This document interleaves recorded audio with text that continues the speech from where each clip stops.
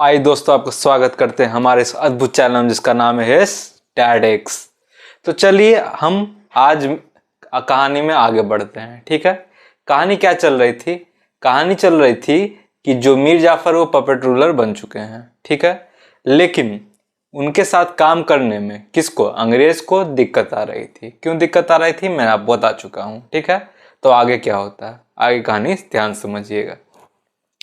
देखिए, ये जो दिक्कत हो रही थी मीर जाफर से अंग्रेज को और अंग्रेज को मीर जाफर से, इसके कारण ये एक बैटल में बदल गई, एक लड़ाई में बदल गई। ठीक है, और मीर जाफर क्या कर रहे थे? अपने लोगों के लिए आवाज उठा रहे थे, अपनी जनता के लिए आवाज उठा रहे थे अंग्रेज के अगेंस्ट। ठीक है, मतलब जैसे समझिएगा कि मीर जाफर तो नवाब थे पूरे बंगाल के। ठीक है, लेकिन अंग्रेज क्या चाहती थी? अंग्रेज चाहती थी कि मीर जाफर सिर्फ उनका काम करे, उनको सारे जितने पैसे आए उनको ला कर दें और लोगों का कुछ भी भला वगैरह ना करें, वो उनका सिर्फ काम करे। किनका? मीर जाफर करे सिर्फ अंग्रेज का काम। लेकिन मीर जाफर एक तो अपनी शान शौकत दिखाना था, इसलिए उनको पैसे चाहिए थे। पैसे चाहिए ना, वो सारा पैसा अगर अंग्रेज को दे देते तो अपना शान शौकत कैसे मेंटेन रखते हैं? और दूसरा, लोग आते थे उनसे उम्मीद में कि वो उनकी मदद करें, कोई भी चीज़ हो तो कितना बार ना वो बोलेंगे?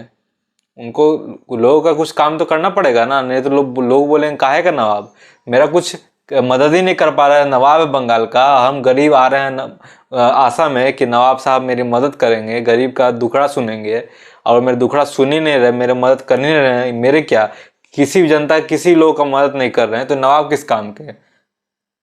ठीक है, तो इस कारण नवाब साहब जो थे आवाज उठाए अंग्रेज के अगेंस्ट, अपने जनता के लिए बोले कि हमको जनता के लिए कुछ करने दीजिए, हम जनता के लिए कुछ करना चाहते हैं। ठीक है, मेरे नवाब की गद्दी पे उंगली उठ रहा है। ठीक है, तो अंग्रेज तो स्वार्थी थी, अंग्रेज तो चाहते थे बस उनके पास पैसा आता रहे और उनको लोगों के दुख पीड़ा से कोई लेना देना नहीं था। इसी कारण दोनों मतभेद हुआ अंग्रेज और मीर जाफर में। तो आगे क्या हुआ सुनिए। कंपनी क्या की? कंपनी मीर जाफर को हटा दी और मीर कासिम को बैठा दी गद्दी पे। ठीक है, मीर कासिम कौन थे? मीर कासिम दामाद थे किसके? मीर जाफर के। तो कंपनी, ये जो मतभेद होने लगा, कन्फ्लिक्ट होने लगा मीर जाफर और ईस्ट इंडिया कंपनी के बीच, तो उसके कारण एंड रिजल्ट यही हुआ कि मीर जाफर को गद्दी से हटा दिया गया और उनके दामाद मीर कासिम को गद्दी पे बैठा दिया गया। इतना समझ में आया? ठीक है, लेकिन कुछ समय बाद मीर कासिम को दिक्कत होने लगा।